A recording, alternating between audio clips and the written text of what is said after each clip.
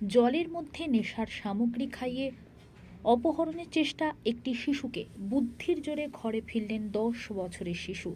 প্রত্যেক দিনের ন্যায় বুধবার শক্তিগড় মাঠে খেলায় মত্ত ছিলেন শক্তিগড় নিবাসী টোটো চালক বলাই সূত্রধরের 10 বছরের রুদ্র সূত্রধর।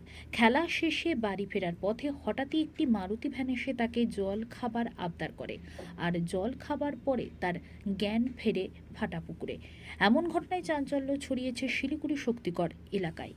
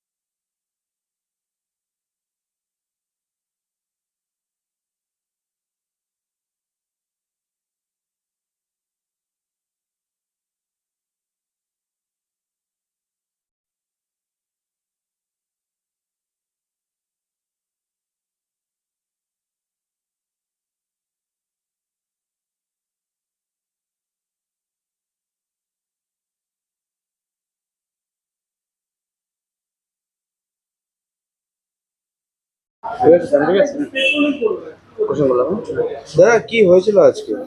আজকে 2টা 2:30টার দিকে আমার ফাটাপুকুর থেকে ফোন আসে। ফোন আসার পর আমাকে বলে যে আপনার ছেলে এখানে হারিয়ে গেছে। আমি বলছি হারিয়ে গেছে কোথায়? বললো পানিগুড়ি মোড়। বললো পানিগুড়ি মোড়। আমি বললো পানিগুড়ি মোড় তো আমার মাথায় হাত দেবে, এত দূরে আমার ছেলে কি করে গেল? তারপর আমাকে বললো যে আপনার অত চিন্তা করার দরকার নাই, আমরা ফাটাপুকুর যে ট্রাফিক পয়েন্ট আছে ওখানে বড়বাবুর কাছে আপনার ছেলেকে আমি হ্যান্ড ওভার করছি, মানে যে পেয়েছিল। তো ওখানে গেলাম আমি আনতে যাওয়ার পর তারপরে আমি ছেলেকে জিজ্ঞাসা করলাম। ছেলে তখন আমাকে বললো, বাবা আমাকে আমাদের শক্তিগড়ে অশোকনগর গলির থেকে আমাকে একটা মারুতি ভ্যান আমাকে জল খেতে বলছে। তো আমি জল খেলাম, জল খাওয়ার পর তারপরে আমার কিছু মনে নাই। তো ওখান থেকে তারপরে আমি যখন মোটামুটি এত দূর চলে আসার পর দেখি আমার হোশ আসছে। তারপরে ড্রাইভারটা বাথরুম করতে গেছে।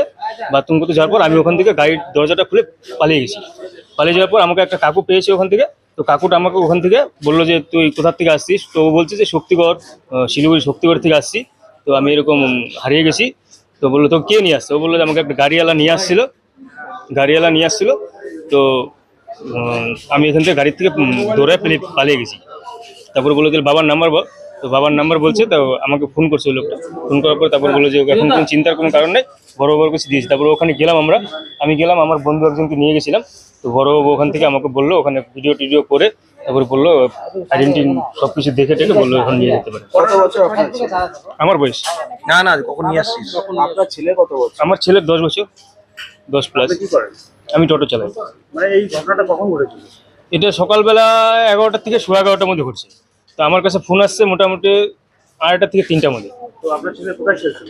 মাঠে, শক্তিগড় মাঠে খেলতেছিল। যখন ফোন আসতো এখান থেকে, তারপরে আপনার বাড়িতে কি মানে জিজ্ঞাসা করেছেন যে আপনার ছেলে কোথায়? না, আমি সব জায়গায় খুঁজছি, ও যেখানে যায় তো সেখানে পাইনি। মানে আমি তো খুঁজছি আগেই, ফোনটা যখন আসছে তখন আমি ডাইরেক্ট চলে গেছি। বাড়িতে কে থাকে আপনার? আমি থাকি, আমার ওয়াইফ থাকে, ছেলে থাকে। কি করবেন দিনে দুপুরে এইভাবে বাচ্চাদেরকে কিডন্যাপ করে নিয়ে যাওয়াচ্ছে, কতটা আতঙ্কে রয়েছে? অনেক আত্মকনসি। আজকে আমার ছেলে হয়েছে, কালকে অন্য ছেলে হতে পারে, কালকে অন্য মেয়ের হতে পারে।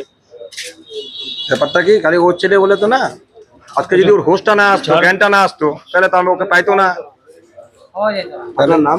আমার নাম বলাই সূত্রধর।